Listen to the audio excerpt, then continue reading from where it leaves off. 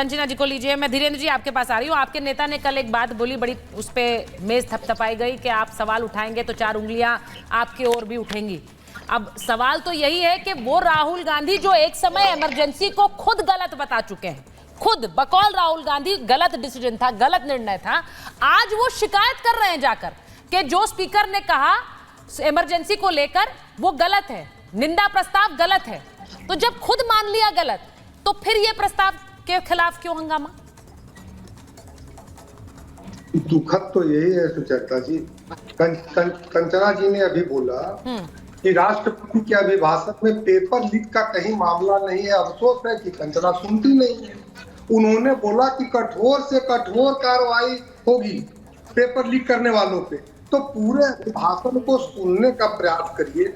और जहां तक आपने कहा अभी इमरजेंसी की बात, तो ये जो मीसा भारती जी जीत करके गई है, जिनका नाम ही उस समय के जो कानून काले थे उसके नाम पे आदरणीय लालू प्रसाद जी ने रखा था, और आज वही संविधान को रौंदने वालों के साथ में खड़े होके और किस तरह से जस्टिफाई कर रहे हैं ये इंडी गठबंधन के लोग।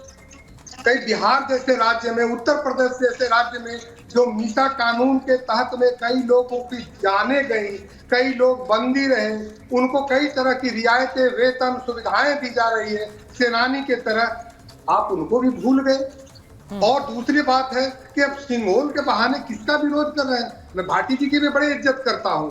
एक तरफ जब पूरी लड़ाई चल रही थी चुनाव की लड़ाई में आप सदन में आके संवाद करना चाहिए था, तो ये विवाद से शुरुआत करते हैं, सिंगोल को उठाते हैं। ये क्या मुद्दा है? बहुत सारा ऐसा चीज है। फिर तो आप कहेंगे सम्राट अशोक के हैं सिंह वाले निशान, उनको आप हटा दीजिए। राजा रामचंद्र भी राजा थे, तो वो भी राजतंत्र के प्रतीक थे, तो मंदिर को तोड़वा दीजिए। ऐसी बातों में ना हम लोगों को पढ़ के, और जहां जहां से चुनाव जीत करके आए अपने लोगों के लिए काम करना चाहिए कंचना जी, ये जरूरी है। दूसरी बात है कि जब लोकसभा अध्यक्ष के चुनाव की बात आई थी सुचरिता जी, तब इन्होंने के सुरेश का नाम आगे बढ़ाया था। मैंने तभी सवाल उठाया था, अपने ट्विटर हैंडल पर भी दिया था, कई चैनलों पर भी बोला था कि पीडीए का नारा लगाने वाली समाजवादी पार्टी और ये आरजेडी, दलितों से यदि प्रेम होता, पिछड़ा से प्रेम होता, अति पिछड़ा का प्रेम होता, तो क्या नेता प्रतिपक्ष ये समाज इन वर्गों को नहीं दिया जाता? मुझे ऑब्जेक्शन इस पर है कि आपके इरादे कुछ और हैं, लेकिन आप निशाने लगाते हैं। आपने मोदी बदलने का नारा दिया, ये एक तरह से हिपोक्रेसी है।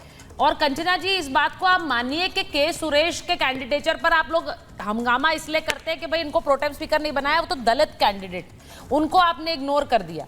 लेकिन एक जब राष्ट्रपति बनती हैं आप, उनके खिलाफ ना तो आप उनके जब वो राष्ट्रपति का चुनाव होता है उसमें समर्थन देते हैं, और जब वो बोलती है तो हंगामा भी करते हैं। ये भी तो एक तरह का हिपोक्रेसी है ना, ये पाखंड नहीं है? हाँ, हिपोक्रेसी तो है कि ये मीसा एक्ट पर बात कर रहे हैं और ये नहीं बता रहे हैं कि जो इनका पार्टी एलजेपी से एलजेपी आर हो गया, जो एक्स्ट्रा आर लगा है वो किसके कार्यकाल में लगा है? इंदिरा गांधी जी के कार्यकाल में तो नहीं लगा है, जहाँ तक मुझे याद है। वो मोदी जी के ही कार्यकाल में लगा है, जहाँ तक मुझे याद है। और रही भाषण का, तो मैंने पूरा सुना है सर। 4 जगह विपक्ष ने आवाज उठाई थी, विपक्ष ने आवाज उठाई थी, विपक्ष हल्ला नहीं किया था, विपक्ष वहां चिल्ला नहीं रहा था, आवाज उठाई थी। जब नॉर्थ ईस्ट की बात हो रही थी तो मणिपुर विपक्ष ने मेंशन किया, और जब सेना की बात हो रही थी अग्निवीर मेंशन किया, जब युद्ध की बात हो रही थी तो पेपर लीक मेंशन किया। देखिए क्या बात करते हैं। और जब इमरजेंसी की बात हो रही थी तो घोषित इमरजेंसी को विपक्ष ने मेंशन किया। आप तो पूरा सुना करिए। अच्छा, अब आपने जो कहा है उस पर जवाब आ गया, आपने जो कहा उसका असर हो गया। कंचना जी देख लीजिए, तोड़ने वाली खंड खबर दिखा दीजिए वाली को आप पूछ रहे हो। कंचना जी, आप लोगों ने जो कहा उसका असर हुआ है। अब देखिए, नीट पर संसद में जवाब देगी सरकार। अब तक हुए एक्शन की जानकारी सरकार देगी। शिक्षा मंत्री धर्मेंद्र प्रधान लोकसभा में जवाब देने वाले, तो शिक्षा मंत्री धर्मेंद्र प्रधान जवाब देंगे नीट के मुद्दे पर, और संसद में जवाब देंगे। सरकार जवाब देने को तैयार है इस पूरे मामले में। अब मैं इसी को लेकर जरा एक बार भाटी जी आपके पास आ रही हूँ। आपने जो विपक्ष ने सवाल उठाया उस पर जवाब अब सरकार संसद में देगी, और मुझे ऐसा लगता है आपके नेता पहुंच गए चिट्ठी लिखकर ये कहने के भाई संगोल हटा दीजिए। आपके नेता ये कहने के लिए गए। मैंने शुरुआत में ही कंचना जी से पूछा था कि संगोल हटा देंगे तो मुद्दे हल हो जाएंगे। मुद्दों पर विवाद और मुद्दों पर हंगामा सही है, सेंगोल पर हंगामा कुछ जमता नहीं सर।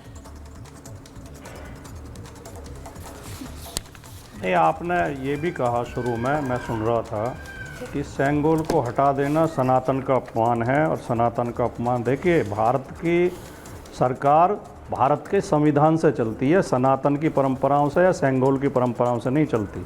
सेंगोल राजदंड है, राजतंत्र का प्रतीक है, राजवंश का प्रतीक है। और आज देश में राजतंत्र नहीं है, देश में लोकतंत्र है। हमें लोकतांत्रिक मर्यादाओं का सम्मान करना चाहिए। अगर सनातन के सम्मान में आप सनातन के अनुसार सरकार चलाएंगे तो फिर आपको सती प्रथा भी बहाल करनी पड़ेगी, फिर आपको विधवा विवाह पे भी दोबारा रोक लगानी पड़ेगी, फिर आपको बाल विवाह की अनुमति भी देनी पड़ेगी, फिर आपको छुआछूत भी दोबारा शुरू करनी पड़ेगी।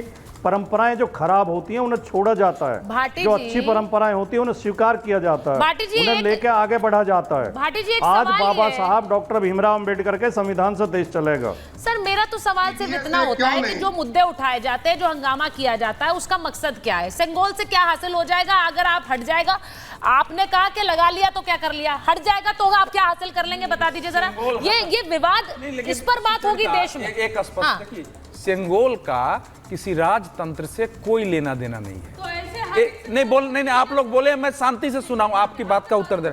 मैं बिल्कुल शांति से, चूंकि इसका स्पष्टीकरण आपने कहा कि इसका कोई इतिहास नहीं मिलता है, तो वो भी मुझे बताना है। सेंगोल जो है उसका अर्थ होता है नीति परायणता, सेमई शब्द है, वो इसलिए है कि सब लोग नीति का पालन करें उसमें, इतना ही। अब मैं इनके दूसरे चीज का उत्तर देता हूं, मैं नाम वगैरह वो सब आ गया है उसमें।